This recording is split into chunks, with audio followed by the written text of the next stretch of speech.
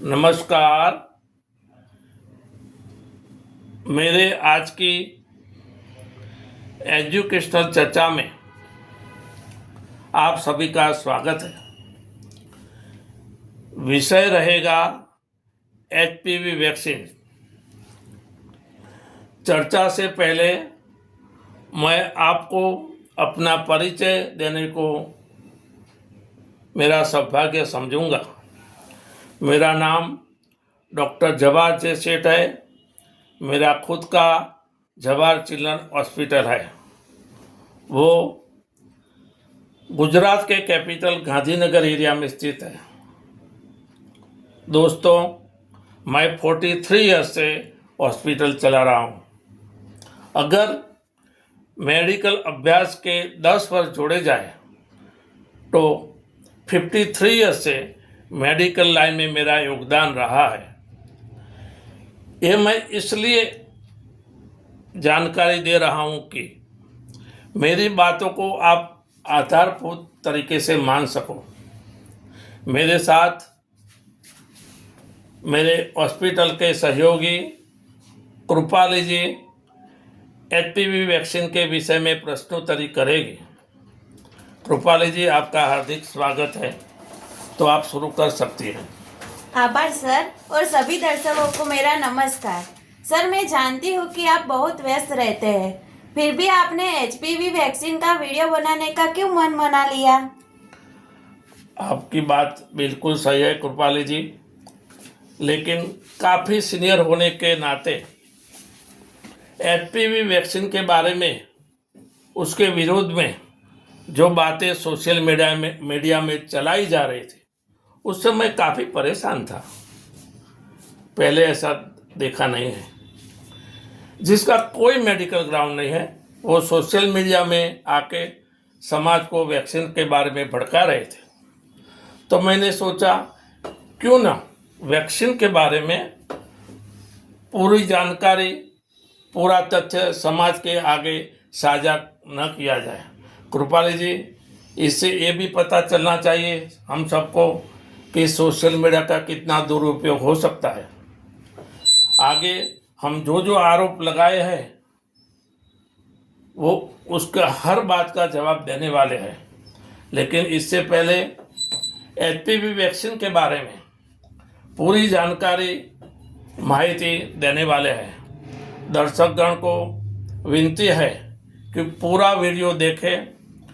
इस वीडियो को अच्छा लगे तो सामाजिक उत्तरदायित्व के रूप में सारे भारतवर्ष में फैलाने की कोशिश जरूर करें। और इसीलिए तो परामर्श के लिए हमने राष्ट्रभाषा हिंदी का उपयोग करना बेहतर समझा है। आगे एचपीवी वैक्सीन के बारे में मेडिकल जानकारी दीजिए सर। जरूर। हम ये वीडियो नॉन मेडिकल जन हितार्थ बना रहे हैं, तो मैं जितना सामान्य नागरिक को जानना चाहिए इतना ही बात मैं करूंगा। चलिए आगे बढ़ते हैं। एचपीवी वैक्सीन यानी पूरा नाम ह्यूमन पैपिलोमा वायरस वैक्सीन है। ये वैक्सीन को सर्वाइकल कैंसर वैक्सीन से भी जाना जाता है। दोस्तों, मेडिकल के इतिहास में ये इकलौता वैक्सीन है जो कैंसर होने से बचाती है। सर्वाइकल कैंसर महिलाओं को होता है, वो जानलेवा होता है। सर, इसका इतिहास क्या है? जरूर, आप इसका इतिहास जानोगे तो आपको वैक्सीन के प्रति और आस्था बढ़ जाएगी। सन 1960 में पाया गया कि स्किन के ऊपर जो मसा होता है, वार्ड्स होते हैं, वार्ड्स बोलते हैं इंग्लिश में, उसके लिए वायरस का चेपी रोग होने की वजह से होता है, ऐसा प्रतिपादित हुआ। उसके काफ़ी 25 साल बाद वायरस की जानकारी मिली और उसका नाम रखा गया ह्यूमन पैपिलोमा वायरस। इसके और 25 साल के बाद मालूम हुआ कि वायरस एक नहीं, लेकिन इसमें कई वेरिएंट हैं। इसमें main variant HPV-16 and HPV-18 प्रमुख है। और ये भी पाया गया कि वायरस सर्वाइकल कैंसर का प्रमुख कारण है। और दोस्तों, कैंसर एक वायरस से भी हो सकता है। ऐसी जानकारी मिलने से मेडिकल फील्ड में हलचल मच गई और इसी आविष्कार के चलते कृपाली जी, आपको ताज्जुब होगा कि जर्मन वायरोलॉजिस्ट हेराल्ड झूर हुसैन को, साइंटिस्ट को, सन 2008 में नोबेल पुरस्कार से नवाजा गया। ये सब मैं इसलिए बता रहा हूँ कि वैक्सीन अद्धर से ऐसे ही बना के नहीं आ गई है, इसीलिए उसका इम्पोर्टेंस कितना है, इसीलिए मैं आपको बता रहा हूँ। आगे सर, अब मेरे समझ में आ गया कि इस वायरल का इतिहास कितना शानदार रहा। अब इसकी वैक्सीन में बारे में बताएं। जरूर। एचपीवी वायरस वैक्सीन यानी कि सर्वाइकल कैंसर वैक्सीन मृत या जीवित वायरस से नहीं बन रही। आपके शरीर में मृत वायरस और जीवित वायरस नहीं जाएगा तो क्या जाएगा? वायरस का जो एंटीजन पार्टिकल है छोटा सा, उसमें से वैक्सीन बनाई जाती है, आपको इंजेक्शन के माध्यम से दिया जाता है और एंटीबॉडी उत्पन्न होने के बाद वो वैक्सीन अपना काम शुरू कर देती है और भविष्य में होने वाले कैंसर से बचाती है। सन 2006 में वर्ल्ड में पहली बार ये वैक्सीन बनी। 3 साल बाद दूसरी कंपनी ने भी बनाई। ये दोनों विदेशी वैक्सीन थी और अपने लिहाज से काफ़ी महंगी भी पड़ती थी, लेकिन 2022 में सीरम इंस्टीट्यूट ऑफ इंडिया ने स्वदेशी वैक्सीन बनाना शुरू किया जो काफ़ी किफ़ायत से मिल रही है। नाम है उसका Cervavac by Serum Institute of India. Sir, आपने वायरस की जानकारी दी, उसके वैक्सीन की जानकारी दी। अब आप सरकार इसके बारे में क्या मुहिम चला रही है, इसका माहिती दीजिए। जरूर। सरकार ने लॉन्च किया है कि 14 वर्ष के शुरू होने से 14 वर्ष की समाप्ति तक की सब कन्याओं को, किशोर वय की कन्याओं को ये रस्सी लगानी है। एक ही डोज रहेगा और ज़्यादातर स्वदेशी वैक्सीन लगेगी। सर, क्यों एक ही डोज? प्राइवेट में तो 2 या 3 लगाते हैं। बहुत इम्पोर्टेंट सवाल आपने पूछा है। WHO यानी वर्ल्ड हेल्थ ऑर्गेनाइजर्स के लेटेस्ट रिपोर्ट के अनुसार सिंगल डोज ही पर्याप्त है। सर, 14 साल की आयु में क्यों चुनी गई? मेडिकल साइंस में पाया गया कि ये उम्र में वैक्सीन सर्वाइकल कैंसर प्रतिरोध में सबसे ज़्यादा प्रभावित रहती है। सरकार को क्यों ये मुहिम चलानी है? कृपाली जी, सर्वजन हितार्थ है, काम करना हर सरकार का दायित्व रहता है। भारत में हर वर्ष 1 लाख से ज़्यादा नई महिलाएं सर्वाइकल कैंसर से ग्रसित होती है और सालाना 1 लाख की मृत्यु होती है।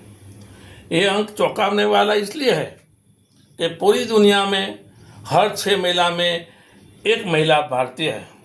सर, तो आर्थिक नजरिया क्या रहा होगा? ये भी बहुत इम्पोर्टेंट सवाल आपने पूछ लिया। दृष्टिकोण आर्थिक भी समझना जरूरी होता है। वैक्सीन में लगाने में जो लागत आएगी वो मौजूदा सर्वाइकल कैंसर की सारवार से काफ़ी कम रहने वाली है। मानव कल्याण की बचत होगी और देश को विकास की ओर आगे बढ़ाएगी। सर, आपने जितना बताया इससे अब मेरी समझ में आ गया है कि वैक्सीन जरूरी भी है और लेना के सुरक्षित भी है। फिर ये कुछ लोग वैक्सीन के बारे में क्यों अनप शनप बोल रहे हैं? क्या बताएं, तो भी मुझे कुछ उसके बारे में थोड़ा कड़क शब्दों में बोलना पड़ेगा। ये लोग दूसरों को अपने प्रति ध्यान आकर्षित करने का जरिया सोच रहे होते हैं। मेडिकल भाषा में उसको हिस्टेरिकल व्यक्ति कहते हैं। सस्ती लोकप्रियता ढूंढते रहते हैं उसके पास कोई मेडिकल पृष्ठभूमि नहीं होती है, इसके बावजूद विपरीत माहिती देते रहते हैं। ये फिर से मैं बोलूँगा, ये सोशल मीडिया का खतरनाक लांछन रूप उपयोग है। इससे हम सबको, हम पूरे समाज को चौकन्ने रहने की ज़रूरत है। सर, मैं वैक्सीन के लगे आरोपों को बोलना चाहूंगी। इस वैक्सीन से महिलाओं को गर्भवती बनने में दिक्कत आएगी। अंडाशय यानी ओवरी काम करना बंद कर देंगी। तत्काल मृत्यु या थोड़े समय में मृत्यु हो जाएगा। विकसित देशों में कई सालों से वैक्सीन दी जा रही है और आपको भी मालूम है कि अपने जवाहर हॉस्पिटल में भी काफ़ी सालों से ये वैक्सीन देने का प्रावधान है और सब ये लाभ ले रहे हैं। आपको जान के हैरानी होगी कि वैक्सीन के जरिए ऑस्ट्रेलिया सर्वाइकल वैक्सीन फ्री होने की कतार पर आ गया है। तो इतनी अच्छी वैक्सीन है वो, और जो आरोप लगाए वो सरासर गलत, झूठ, बेईमानी है। सर, वो लोग कहते हैं कि 27,000 कन्याओं को 2010 में भारत में वैक्सीन का ट्रायल दिया गया था, उसमें से 6-7 की मृत्यु हुई थी। पहले तो इसको ट्रायल कहना ठीक नहीं है, वो एक पायलट प्रोजेक्ट था जिससे पता चले कि कम्युनिटी में कैसे आगे काम किया जा सके। जो मृत्यु हुई है उसकी छानबीन हुई थी, लेकिन उसमें निमोनिया, मलेरिया आदि जैसे डिसीज थे, नहीं कि वैक्सीन। सर, ये लोग कोरोना वैक्सीन का हवाला लेके एचपीवी वैक्सीन को बदनाम कर रहे हैं। कोरोना वैक्सीन भी काफ़ी असरकारक रही थी, इसने कईयों की जान बचाई और इंटरनेशनल ट्रैवल और नेशनल ट्रैवल के लिए भी उसी टाइम आपने जो कोरोना वैक्सीन नहीं लगाई होती तो आप ट्रैवल नहीं कर सकते थे। तो इतनी अच्छी वैक्सीन को ऐसे बदनाम करना ये अच्छी बात नहीं है।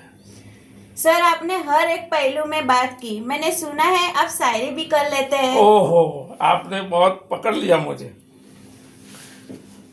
तो भी मैं ज़रूर आपकी फरमाइश से मैं ये सुनाऊंगा आपको सबको।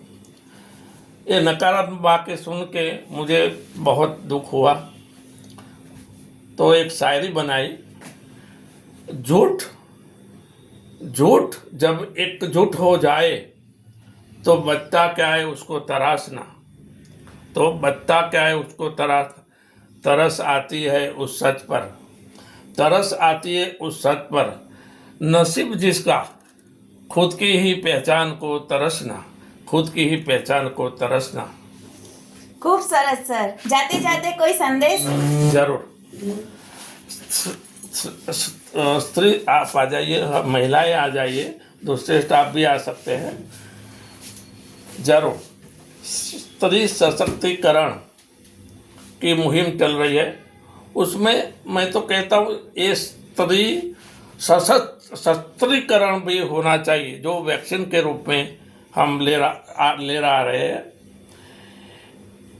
इसके बारे में किसी को भी कोई जानकारी चाहिए तो मेरे ये मोबाइल नंबर पर आप व्हाट्सएप कर सकते हैं। मेरा मोबाइल नंबर रहेगा 9427019896। मित्रों, कोरोना काल में भी मैंने ये मेरा मोबाइल नंबर सार्वजनिक किया था कि जिससे कोई भी